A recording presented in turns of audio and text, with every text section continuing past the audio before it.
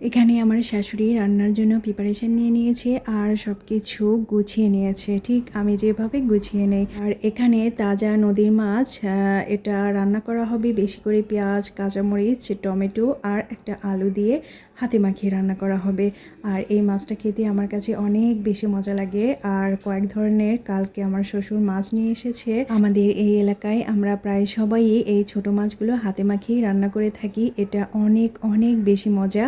আর এতে সামান্য পরিমাণে পানি, আর এটা রান্না হতে খুব বেশি সময় লাগে না। চিকন চালের গরম ভাত, কিন্তু ভাতটা হতে হবে ঝরঝরে। আর এই মাছ দিয়ে ভাত মাখিয়ে খেতে উফ দারুণ মজা। এরপর রান্না হবে বল মাছ। আমার শ্বশুরের এই বল মাছটা অনেক বেশি পছন্দ। এখানে বেগুন আলু দিয়ে বল রান্না হবে আর তেলের মধ্যে পেঁয়াজ কুচি, তেজপাতা, জিরে ফোড়ন আরও বিভিন্ন রকমের মশলা দিয়ে কষানো হচ্ছে। আমার শ্বশুর শাশুড়ি দুজনেই প্রায় অসুস্থ, আর এজন্য তাদের জন্য কম কম মশলা দিয়েই রান্না হয়।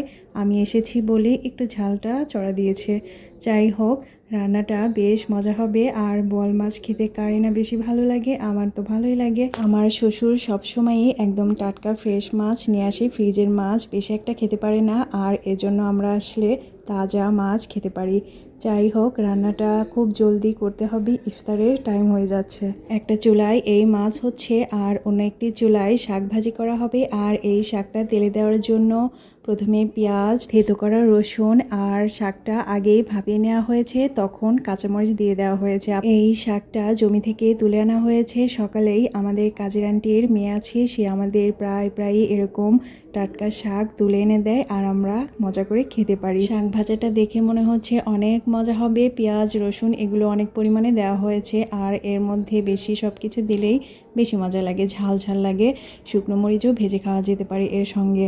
এখানে ইফতারের জন্য বেগুনি আর পেঁয়াজও ভাজা হচ্ছে। আমার শাশুড়ি এই ভাজা পোড়া ডেইলি বাসায় তৈরি করে, বাজার থেকে এগুলো কিনে আনা হয় না। এই ভাজা পোড়া আমার শ্বশুর শাশুড়ি একদমই খেতে চায় না, কিন্তু অল্প অল্প করে একটু ইফতারের সময় দেওয়া হয়। আর আমি এসেছি বলে এগুলো গরম গরম ভাজছে।